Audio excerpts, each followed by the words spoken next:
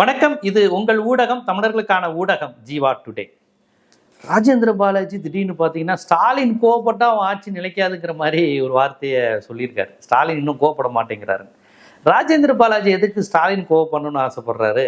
எங்க ஐயா எடப்பாடி கோவப்படணும்னு தானே அவர் சொல்லணும். அதுதான் ஒரு பெரிய பேசு பொருளாக இருக்கு. திடீர்னு பார்த்தீங்கன்னா செல்லூர் ராஜு வந்து இது எம்ஜிஆர், காமராஜர், ஸ்டாலின், கலைஞர், எடப்பாடியார் உட்கார்ந்த இடம், அதில் நீங்க உட்கார்ந்துருக்கீங்க விஜய் அப்படின்னு விமர்சனம் பண்ணியிருக்காரு. அவர் கொஞ்சம் காட்டமாவே விமர்சனம் பண்ணியிருக்காரு. இப்ப இதுல என்னன்னா, அதிமுக காரங்கெல்லாம் ஸ்டாலின் பேரை சொல்றாங்க, திமுகவை ஓரளவு அங்கீகரிச்சு பேசுறாங்க அப்படிங்கிற ஒரு டோன் வருது. இது வந்து இயல்பாக வருதா திணிக்கப்படுதா அப்படின்னு நம்ம பார்க்கணும். இப்ப திமுக ஒன்று சேரப்போகுது, திமுக கூட்டணி அமைக்க போறாங்க, திமுக இணைய போகுது, இப்படிங்கிற விஷயத்தை யார் பதிவு செய்யறா? பாரதிய ஜனதாவினர், வலதுசாரியினர், விஜய் ஆதரவாக பேசக்கூடியவங்க திமுக கூட்டு சதி ஒன்னாகுது பாத்தீங்களான்னு. திமுக அதிமுகவும் சேருவதில் சட்ட ரீதியான சிக்கல் ஒன்றும் கிடையாது. ஒன்றும் தேர்தல் ஆணையத்துக்கோ கேஸுக்கோ போக முடியாது. இப்படி கூட்டணி வைக்கக்கூடாதுனோ இருக்கக்கூடாது. திமுகவே ஒன்று சேர போறோம் அப்படிங்கிற முடிவுக்கு 1979 எம்ஜிஆர் அவர்கள் வந்தாங்க. கொடியை வச்சுக்கோங்க, அண்ணா படம் இப்படிலாம் பேசி அவங்களுக்குள்ள நீங்களே எம்ஜிஆரே முதலமைச்சராக இருக்கட்டும் பேசிலாம் நடந்து அது அந்த நேரத்தில் நடக்காமல் போச்சு. பண்ருட்டியார் போன்றவங்க தான் அந்த இதை மாற்றி விட்டாங்க, வேணான்னு சொன்னாங்கலாம் சொல்லுவாங்க. அது பழைய கதை. 79 எம்ஜிஆர் சிஎம்மாக இருக்கும்போதே திமுகவோட சேர்ந்துடலாமான்னு யோசிக்கக்கூடிய நிலையில வந்திருக்கு. கட்சியவே இணைச்சிடலாமான்னு, சேர்ந்தே பழையபடி இயங்குவோம் தேசிய கட்சிகளுக்கு எதிராக. அதனால கூட்டணி அப்படிங்கிற கான்செப்டுக்கு இதுவரையும் மூணாவதா ஒரு கட்சி வரல. இப்போ ஒரு மூணாவதா ஒரு கட்சி வந்திருக்கு. அதுவும் மக்கள் முழுசா 118 நம்பர் தராத நிலையில் அவர்கள் அதிமுகங்கிற ஒரு கட்சியை அழிச்சுக்கிட்டு இருக்கிறாங்க. அதிமுக அழிச்சுட்டு நான் தான் அதிமுகங்கிறாங்க. அப்ப எம்ஜிஆர் உருவாக்கிய ஒரு கட்சியே அழியுது அப்படிங்கிறப்ப அவங்க சக திராவிட கட்சியினுடைய ஆதரவை அல்லது சக திராவிட கட்சியுடன் நம்ம நட்பா இருந்தா என்ன? இன்னைக்கு முதன்மையான எதிரி வந்திருக்கக்கூடிய மூன்றாவது சக்திங்கிற அந்த நிலையில தான் அவங்க அதை பேசுறதை நம்ம பார்க்கணும். அது மட்டும் இல்லாமல் அவர்கள் பேசுவது ஆட்சி கலைஞ்சிரும்னு ஸ்டாலின் சொல்றாரு. கவர்மெண்ட்டை இது பண்ணிடுவாங்க, இவங்கெல்லாம் சேர்ந்து கூட்டு சதி பண்ணி பண்றாங்கிற மாதிரி ஒரு பரப்புரையை பண்றாங்க. நம்ம அரசியலுக்கு அப்பாற்பட்டு நம்ம வந்து ஒரு செய்தியாளரா இந்திய அரசியலமைப்புக்கு உட்பட்டு ஜனநாயக அடிப்படையில் சில விஷயங்களை சொல்லுவோம். அர்லேகர்கிட்ட வீடியோ ஆடியோ ஆதாரங்களுடன் ஆதாரத்தை கொடுத்துருக்குறாங்க. இவர் RS பாரதி வந்து கொடுத்துருக்கிறாரு. டாக்டர் கிருஷ்ணசாமியும் கொடுத்துருக்காரு. புதிய தமிழகம் கட்சியினுடைய நிறுவனர் டாக்டர் கிருஷ்ணசாமியும் கொடுத்துருக்குறாங்க. இன்பதுரை வந்து இந்த மாதிரி இடைத்தேர்தல் குறித்து, இந்த இடைத்தேர்தலுடைய ராஜினாமா என்பது ஆளும் கட்சிக்கு சாதகம், இதுவும் ஒரு விதமான குதிரை பேரம் அப்படிங்கிற அடிப்படையில் இன்பதுரையும் நான் வழக்கு போடுவேன் இருக்காரு. எடப்பாடி கட்சி தாவல் தடை சட்டம் சொன்னார். இவங்க ராஜினாமா செஞ்சோடனே அந்த கான்செப்ட் முடிஞ்சு போச்சு. ஸோ இப்போ நம்ம கவனிக்க வேண்டியது, ஆளுநரிடம் சென்று சிக்கியிருக்கக்கூடிய ஆதாரங்கள். இந்த தாவேக ஆட்சிக்கு எதிராக இந்த தாவேக ஆட்சி குதிரை பேரம் நடத்தியதற்கான ஆதாரங்களை அர்லேகரிடம், இண்டி ராஜ்பவனிடம் அவங்க வந்து கொடுத்துருக்குறாங்க. இப்ப இந்த நிலையில் தான் தாவேக்காரங்க என்ன சொல்லிக்கிறாங்கன்னா, ஐயோ ஆட்சியை கலைக்க போறாங்க, கவர்மெண்ட்டை இது பண்ண போறாங்க, ஸ்டாலின் தான் பண்ண போறாரு, 6 மாசம் தாக்கு பிடிக்காதுங்கிறாங்களே, 2 மாசத்துல அழிஞ்சிருன்னு சொல்றாங்களே, பாத்தீங்களா செல்லூர் ராஜு இப்படி சொல்லிட்டாரு, பாத்தீங்களா ராஜேந்திர பாலாஜி ஸ்டாலினை கோவப்படுத்தி ஆட்சியை கலைக்க போறாங்கிற மாதிரி சொல்லிக்கிட்டு இருக்காங்க. பாஸ், செய்திகளுக்கு பின்னால் இருக்கக்கூடிய அரசியலை பார்க்கணுமா இல்லையா? இங்க என்ன நடந்திருக்கு?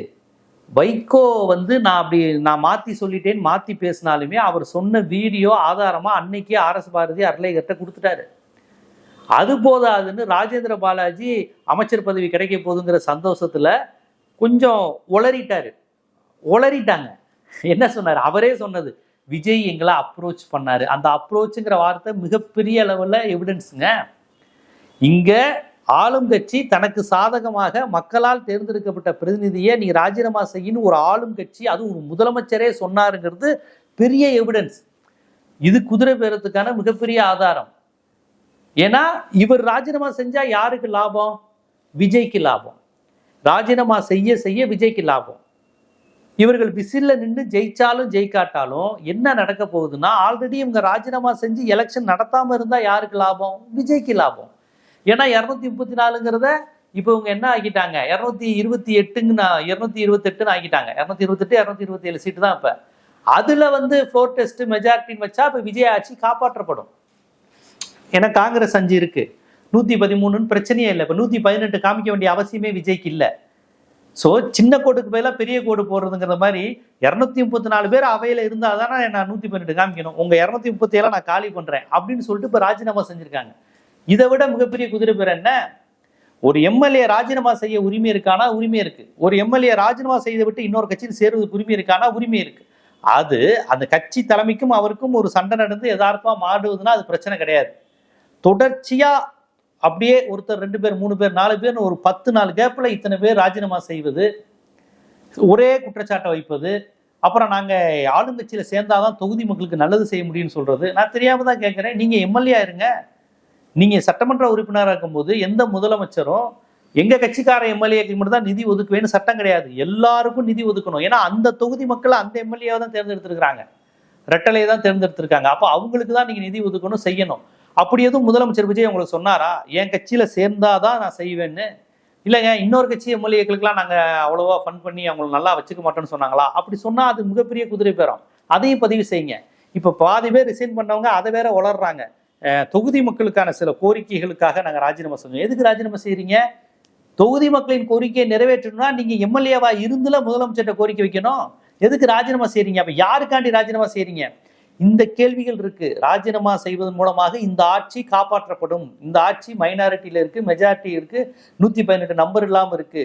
சோ நீங்க ராஜினாமா செஞ்சாலே இப்ப கம்யூனிஸ்ட் விடுதலை சிறுத்தைகள் யார் ஆதரவும் தேவையில்லை. விஜய்க்கு 227 பேர் தான், 228 பேர் தான் இப்ப அவையில இருக்கிறாங்க. அதுல பாதி வச்சா 113 114 ஆல்ரெடி காங்கிரஸ் சேர்த்த பிரச்சனை கிடையாது.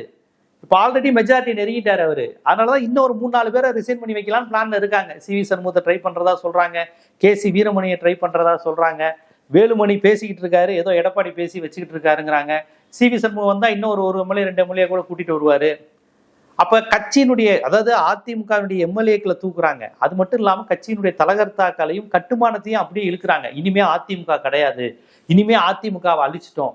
இதை பேசும்போதுதான் அதிமுகவின் உண்மை தொண்டர்களுக்கு டென்ஷன் ஆகுது. அப்ப அதிமுகவையே நீ ஒண்ணு இல்லாம ஆக்குவேனா திமுகவோட கூட்டணி வைப்பதில் தப்பு இல்லை. இதுதான் கான்செப்ட். அது இதை பேசாம திமுக ஒண்ணு சேருதாமே, திமுக கூட்டு சரியாமே, அதை எப்படி கூட்டணி வச்சா எப்படி கூட்டணி சரியாகும்? நீங்க தேர்தலுக்கு முன்பு தனிச்சு நின்றுட்டு தேர்தலுக்கு பிறகு உங்களை திட்டின கட்சியெல்லாம் கூட்டணி சேர்த்துக்கிறீங்க. எந்த கட்சியெல்லாம் நீங்க திட்டுனீங்களோ அவங்களையெல்லாம் ஆட்களை சேர்த்துக்கிறீங்க. இவங்கெல்லாம் வந்துடக்கூடாது, இவங்கெல்லாம் மோசமான ஆட்கள் விஜயபாஸ்கரை பார்த்து சொல்லிட்டு அந்த மாதிரி ஊழல் ஆட்கள் கேஸ் இருக்கவங்கள உள்ள சேர்த்துக்கிறீங்க. இதுதானே சதி, இதுதானே ஜனநாயக விரோதம், இதுதானே உங்களுக்கு ஓட்டு போட்ட மக்களுக்கு துரோகம். ரெட்டலைக்கு ஓட்டு போட்ட மக்களுக்கும் துரோகம். விசிலுக்கு ஓட்டு போட்ட மக்கள் எதுக்கு ஓட்டு போட்டாங்க? அமைச்சரவையில் விஜயபாஸ்கர் அமைச்சரவையில் வர்றதுக்கு விசிலுக்கு ஓட்டு போட்டாங்க. விஜயபாஸ்கர்கள் வந்துடக்கூடாது, நேரு வந்துடக்கூடாது, துரைமுருகன் வந்துடக்கூடாது, விஜய் மாதிரி இளைஞர்கள் வரணும், புதிய ஆட்கள் வரணும் அப்படின்னு நீங்க சொல்லி நம்பிதானே மக்கள்கிட்ட ஓட்டு கேட்டீங்க. ஜெயிச்சு வந்ததுக்கு அப்புறம் நம்பி வந்த போஸ்டர் ஓட்டின ரசிகர்களை வரட்டி விட்டுட்டு விஜயபாஸ்கர்களை கூட்டி வந்து பக்கத்துல வச்சுக்கிட்டீங்கன்னா அப்ப உங்க கட்சிக்கும் துரோகம், தாவேக்காவுக்கு ஓட்டு போட்டவர்களுக்கும் துரோகம், இரட்டலைக்கு ஓட்டு போட்டவர்களுக்கும் துரோகம், திமுக கூட்டணிக்கு ஓட்டு போட்டவர்களுக்கும் துரோகம், இருக்கிற எல்லா கட்சிக்கும் துரோகம் நடத்தியாச்சு. திமுகவுக்கும் துரோகம், அதிமுகவுக்கும் துரோகம், தாவேக்காவுக்கும் துரோகம். இப்படி ஓட்டு அவங்க யாருக்கு ஓட்டு போட்டாங்களோ அந்த ஓட்டு போட்ட மக்களுக்கு எல்லாம் துரோகம் செஞ்சு இப்படி ஒரு கவர்மெண்ட் ஃபார்ம் ஆகுது. இதை குதிரை பேரம் இல்லைன்னு அவங்க நிரூபிச்சுக்கிட்டு இருக்கிறாங்க. ஆனால் வீடியோ ஆடியோ ஆதாரத்தோட சிக்கியாச்சு. வைகோ சொன்னது, என்னோட 2 எம்எல்ஏக்களை ரிசைன் பண்ண சொன்னாரு, அவரே வராருன்னு.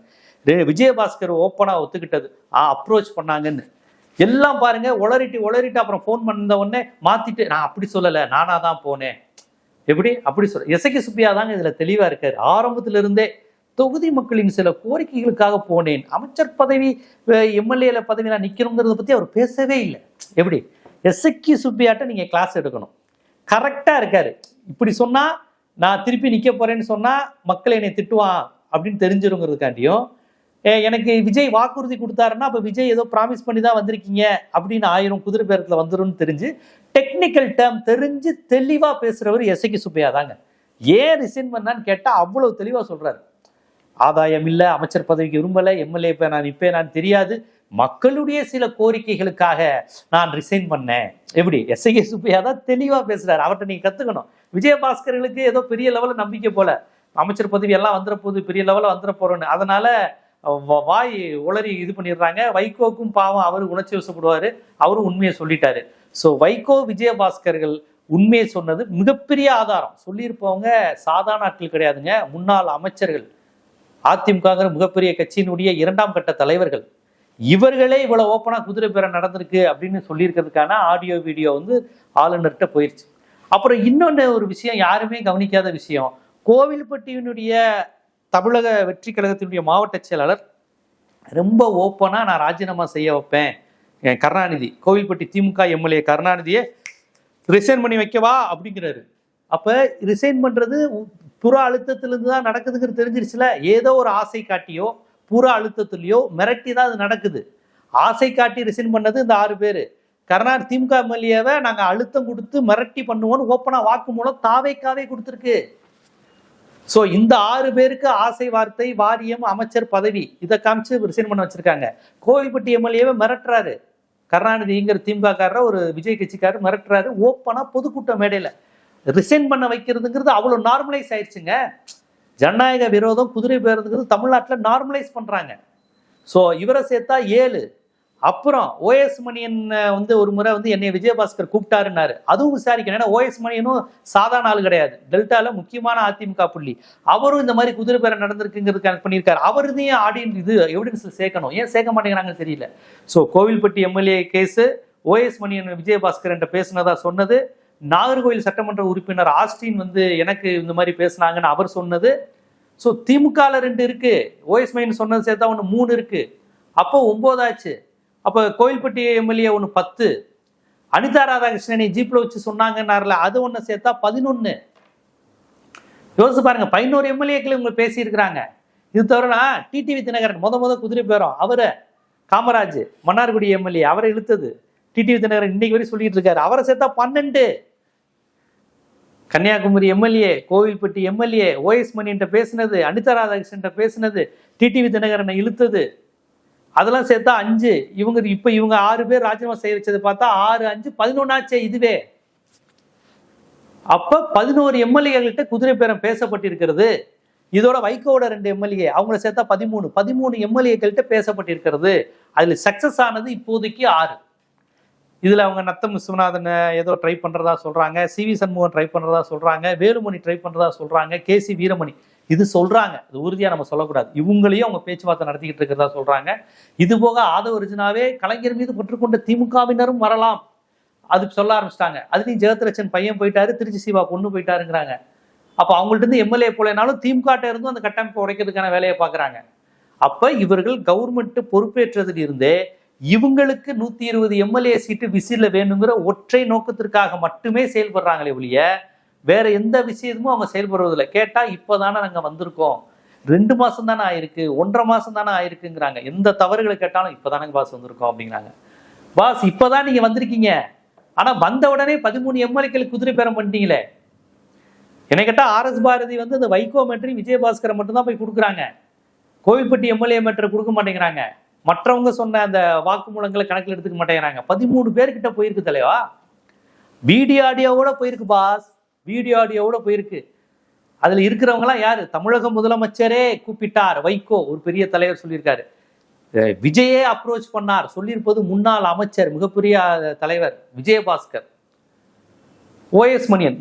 யாருமே ஏப்ப சாப்பையெல்லாம் கிடையாது, பெரிய தலைங்க இவங்க. விஜய் எங்களை அப்ரோச் பண்ணாருன்னே ஓப்பனா பேசிட்டாங்க. விஜய் அப்ரோச் பண்றாருங்கிற வார்த்தையும் விஜயே ரிசைன் பண்ண சொன்னாருங்கிற இந்த 2 வார்த்தையும் சொன்னது நீங்களோ நானோ இல்ல, வைகோவும் விஜயபாஸ்கர். ஓப்பனா உன்னை ரிசைன் பண்ண வைப்பேன்னு மிரட்டினது வேற யாரும் இல்ல, விஜய் கட்சியினுடைய மாவட்ட செயலாளர். அப்ப எல்லா அடிமட்டத்திலிருந்து மேல்மட்டத்திலிருந்து முதலமைச்சர் வரையும் இந்த கேஸ் தான் இருக்கு.